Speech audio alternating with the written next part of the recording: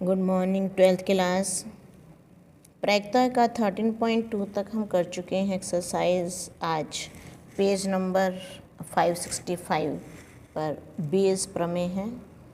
आइए पढ़ते हैं। इसके लिए एक तो जो भी हमें दे रखी हैं जितनी भी हमें घटनाएं दे रखी हैं उनका इंटरसेक्शन 5 होना चाहिए। दूसरा मतलब म्यूचुअली एक्सक्लूसिव परस्पर अपवर्जी। दूसरा सबको अगर मिलाएं तो ऐसा है, और सबकी प्रायिकता 0 से बड़ी होनी चाहिए, शून्येतर 0 से बड़ी होनी चाहिए कि युग्म असंयुक्त हैं, समग्र हैं और प्रायिकता शून्येतर है। इस केस में हम लगाएंगे संपूर्ण प्रायिकता की प्रमेय। ये करते हैं हम। संपूर्ण प्रायिकता की प्रमेय में पी ए ये किसके इक्वल है, sigma J is equal to 1 to n P E J into P A given that E J. ये सूत्र है इसका। इसको हम और कैसे लिख सकते हैं आसान वे में। पी ए देखो यही वाली है, ये चीज़ ये है, इसमें या करके लिखा है। इसको ओपन करके अगर आप जे की जगह 1 रख दोगे तो क्या आएगा, पी ए तो इधर है ही, अगर जे की जगह 1 रखोगे तो पी ई 1 पी ए ई 1, यहाँ भी जे की जगह 1 रख दिया। P E 1 P A given that E 1 plus P E 2 into P A given that E 2 and so on. कहाँ तक भाई n घटनाएँ हैं तो P E N into P A given that E N. इस प्रमेय पे एक आपका उदाहरण बेस्ड है। किसी उदाहरण 15 है, ये बुक खोलो अपनी आप, उदाहरण 15 देखो।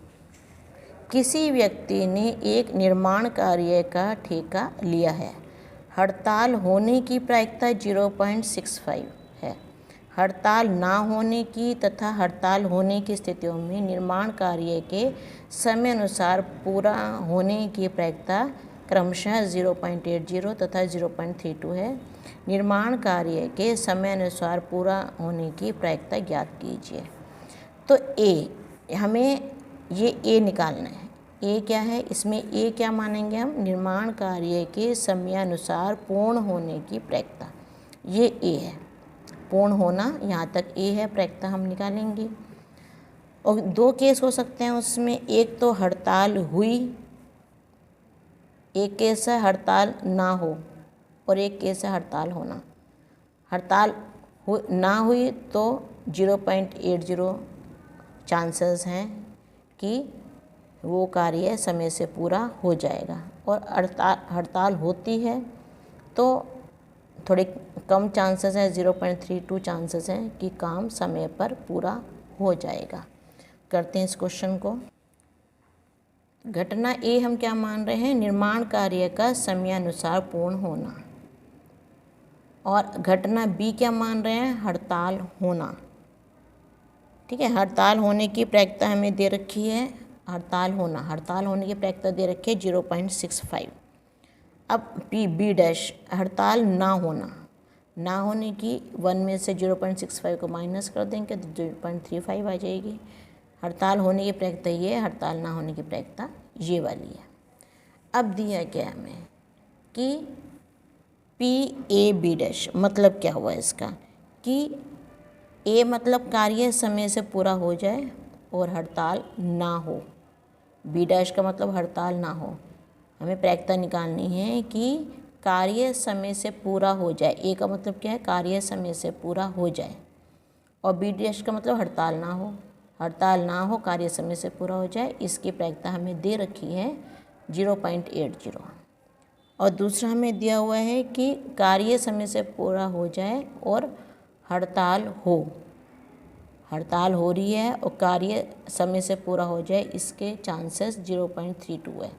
मतलब बहुत, जब हड़ताल हो गई तो कार्य तो समय से पूरा हो ही नहीं सकता, बड़ा मुश्किल है। तो इसलिए इस चीज़ के चांसेस 0.32 हैं, कम हैं कि कार्य समय से आपका पूरा हो जाएगा अगर हड़ताल हो रही है तो। संपूर्ण प्रायिकता की प्रमेय से हमें निकालना है कि कार्य समय पर पूरा हो जाए। तो P B into P A B A given that B और P B dash into A B A given that B dash. इन सब की वैल्यूज़ पुट कर दी हमने, इसको मल्टीप्लाई करके लिखा, इन दोनों को मल्टीप्लाई करके लिखा, दोनों को ऐड करा तो 0.488। अतः निर्माण कार्य के समयानुसार पूर्ण होने की प्रायिकता 0.488 है। सिर्फ एक एग्जाम्पल 15 ही आपका संपूर्ण प्रायिकता के प्रमेय पे आधारित है, बाकी बेस प्रमेय पे आधारित हैं आपके सभी एग्जाम्पल्स। बेस प्रमेय क्या है? P E I given that A is equal to P E I into P A given that E I, और नीचे sigma J is equal to 1 to n P E J into P A given that E J. अब इस पर based examples करते हैं हम।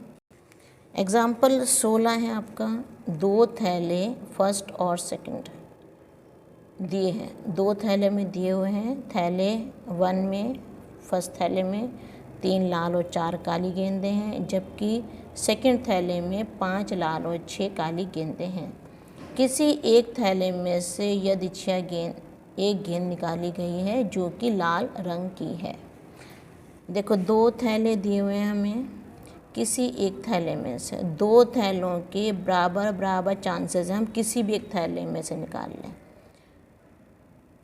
तो इसका मतलब पहले इतना समझ लो आप, हम E1 मान रहे हैं थैले फर्स्ट में से गेंद निकालना, और E2 घटना मान रहे हैं, या घटना लिखो, और हम घटना E2 मान रहे हैं थैले 2 में से गेंद निकालना। दोनों के बराबर चांसेस हैं, 2 थैले हैं, दोनों के चांसेस बराबर हैं गेंद निकालने के।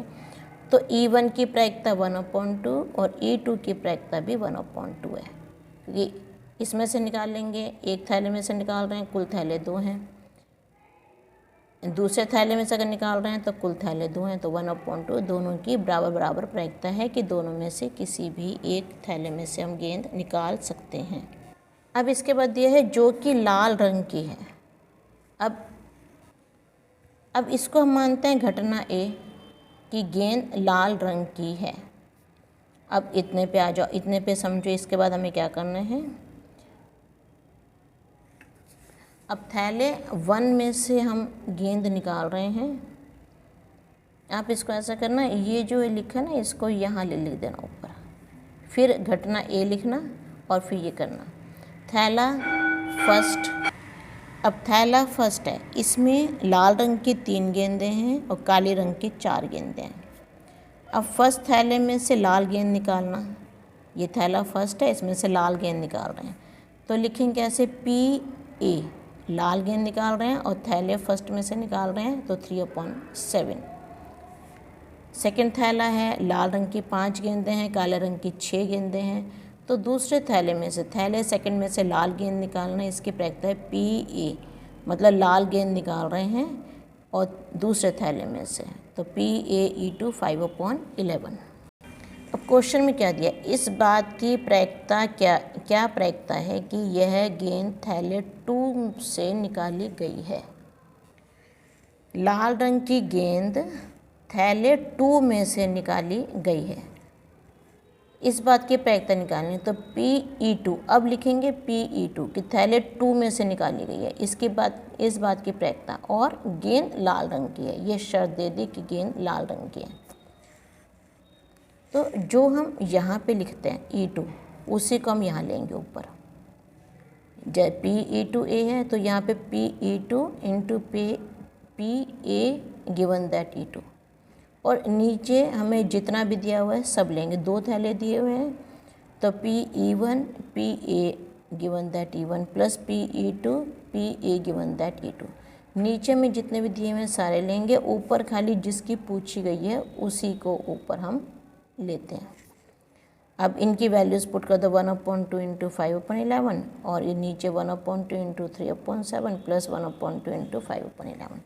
1/2 5/11, इसमें से 1/2 को कॉमन ले लिया, यहाँ बचा 3/7 प्लस बचा और 5/11 बचा। 1/2 से 1/2 कैंसिल हो गया, 5/11, और इसको एलसीएम ले लेंगे, इसका सॉल्व करेंगे तो 68/11 इंटू 7 आ जाएगा। अब ये वाला ऊपर चला जाएगा, ये ऊपर चला जाएगा 5 के पास और ये 11 के पास आ जाएगा। तो 5 × 11 × 7 = 68 × 11, 11 से 11 कैंसिल हो गया, आंसर आ गया 35/62। ये इसका आंसर आ जाएगा। उदाहरण 17, 3 अभिन्न डिब्बे फर्स्ट, सेकंड, थर्ड दिए गए हैं, जहाँ प्रत्येक में 2 सिक्के हैं। डिब्बे 1 में दोनों सिक्के सोने के हैं, 2 में दोनों चांदी के हैं और 3 में एक सोने का और एक चांदी का है। एक व्यक्ति यदृच्छया एक डिब्बा चुनता है। अब देखो 3 डिब्बे हैं और कोई सा एक डिब्बा चुना। देखो इसका संबंध, इस लाइन का संबंध इस लाइन से कि कोई सा एक डिब्बा चुना। 3 डिब्बे हैं, कोई सा एक डिब्बा चुना। तो इसको लिखेंगे कैसे कि 3 अभिन्न डिब्बे दे रखे हैं फर्स्ट, सेकंड, थर्ड। E1 है डिब्बा फर्स्ट चुनना, E2 है डिब्बा सेकंड चुनना और E3 है डिब्बा थर्ड का चुनना। तीनों के चुनने की प्रायिकता बराबर है, कोई भी एक डिब्बा ले सकते हैं। तो PE1 1/3, PE2 1/3 एंड PE3 1/3। अब हमने इन तीनों की प्रायिकता ले ली, फर्स्ट, सेकंड और थर्ड डिब्बे की प्रायिकता हमने ले ली। उसमें से एक सिक्का निकालता है। यदि सिक्का सोने का है, देखो ये जो लाइन है यहाँ पे क्वेश्चन से पहले की लाइन जो होती है उसको ए मानते हैं हमेशा। जहाँ में प्रायिकता निकालनी होती है उससे जो पहले की लाइन होती है यदि लिखा होता है उसमें, या जो कि, जैसे ऊपर वाले क्वेश्चन में जो कि लिखा था, ये भी क्वेश्चन से पहले की लाइन थी एकदम। इसमें भी यही है, क्वेश्चन से पहले की लाइन, इसको ए घटना मानते हैं। तो हमने ये लिया घटना ए यदि सिक्का सोने का है। अब ए निकालने के बाद हमें निकालना है प्रायिकता ए की कि थैले E1 में से निकाले फर्स्ट थैले में। फर्स्ट थैले में दोनों सोने के सिक्के हैं, हमें सोने का सिक्का निकालना है। अब दोनों ही सोने के सिक्के हैं तो 2/2 आ जाएगा, मीन्स 1 आ गया। अब डिब्बे 2 में से सोने का सिक्का निकलना। अब डिब्बे 2 में तो दोनों ही चांदी के सिक्के हैं, तो जब दोनों चांदी के सिक्के हैं तो सोने का तो निकल नहीं सकता। तो 0/2 = 0, कोई सोने का तो कोई है ही नहीं इसमें। E3 में से, डिब्बे 3 में से सोने का सिक्का निकालना। अब उसमें एक सोने का एक चांदी का है, तो सोने का अगर सिक्का निकलने की, एक सोने का और टोटल 2 सिक्के हैं तो 1/2 प्रायिकता हो जाएगी इसकी। अब क्वेश्चन में देखो क्या निकालना है, इस बात की क्या प्रायिकता है कि डिब्बे में दूसरा सिक्का भी सोने का है। अब हमें ये नहीं पता तीनों डिब्बों में से कौन सा में किसकी प्रायिकता निकालनी है हमें। अब यहाँ से देखो दूसरा सिक्का सोने का है, तो एक तो सिक्का सोने का है ए, दूसरा सिक्का भी सोने का निकले। दोनों सिक्के सोने के किस में हैं, फर्स्ट वाले डब्बे में हैं दोनों सिक्के सोने के। तो इसका मतलब E1 की निकालनी है प्रायिकता में। तो हम E1 की प्रायिकता निकालेंगे। दिया गया है कि सिक्का सोने का है, PE1 गिवन दैट ए, क्योंकि यदि सिक्का सोने का है, एक सिक्का तो सोने का है, दूसरा भी सोने का निकले तो वो सिर्फ दोनों सिक्के सोने के E1 में है, इसलिए हमें E1 यहाँ लेना है। सूत्र में तो हमें बताया E1 वाला ऊपर आएगा और नीचे सारे लिखे जाएंगे जितने भी हैं। यहाँ पे एक चीज़ मेरे से छूट गई, PE3 × PE3, ये आगे PE1 × PA गिवन दैट